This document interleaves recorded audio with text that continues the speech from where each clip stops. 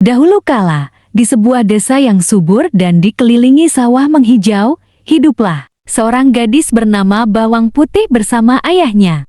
Ibunya telah lama meninggal, meninggalkan Bawang Putih kecil dengan kesedihan mendalam. Namun Bawang Putih tumbuh menjadi gadis yang cantik, sopan, dan rajin.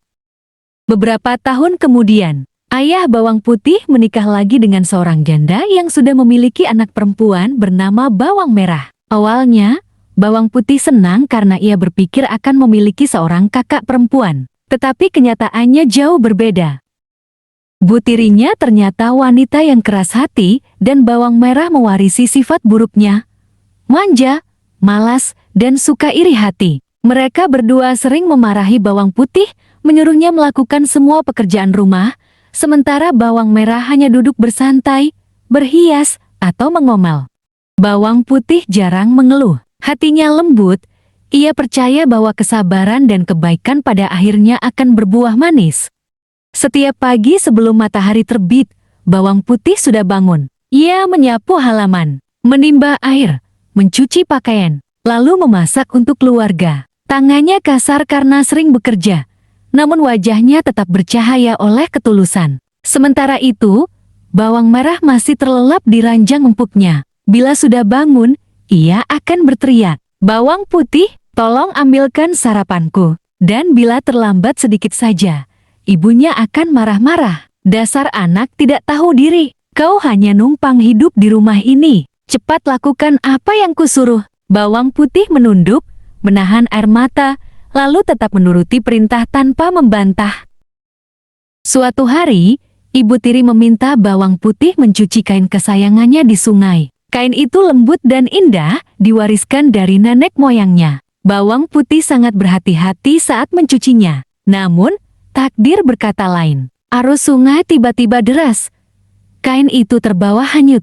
Astaga! Bawang Putih berlari menyusuri sungai, panik dan cemas. Ia tidak ingin dimarahi lagi. Akhirnya ia melihat sebuah gua kecil di tepi sungai. Dari dalam gua terdengar suara batuk seorang nenek tua. Dengan sopan Bawang Putih masuk dan bertanya, "Nenek, apakah nenek melihat kain saya yang hanyut?" Nenek itu mengangguk pelan. "Ada, nak, kainmu ada padaku. Tapi untuk mendapatkannya kembali, kau harus menemani nenek beberapa hari. Tolong bantu nenek, ya." Tanpa ragu, Bawang Putih menyanggupi. "Baik, Nek, saya akan membantu dengan senang hati."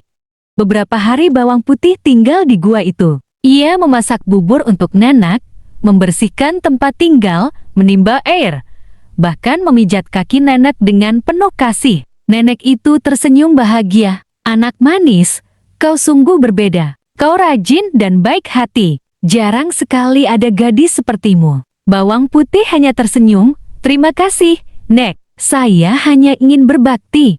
Ketika waktunya pulang tiba, nenek itu menyerahkan kain kesayangannya kembali. Lalu ia memberikan dua pilihan, sebuah labu kecil dan sebuah labu besar. "Pilihlah satu, Nak, sebagai hadiah untuk kebaikanmu." Bawang Putih menunduk hormat. Ia tidak ingin rakus, maka ia memilih labu kecil. "Yang kecil saja, Nak. Saya sudah cukup berterima kasih karena kain ini kembali." Nenek itu mengangguk bijak, lalu melepas Bawang Putih pulang. Setibanya di rumah, ibu tiri dan Bawang Merah langsung marah-marah karena Bawang Putih lama sekali di sungai. Tetapi begitu Bawang Putih menceritakan semuanya dan menunjukkan labu kecil itu, kemarahan mereka berubah menjadi rasa penasaran. Mereka segera membelah labu itu. Krak! Begitu labu terbelah, muncullah kilau emas, perhiasan, dan permata yang indah.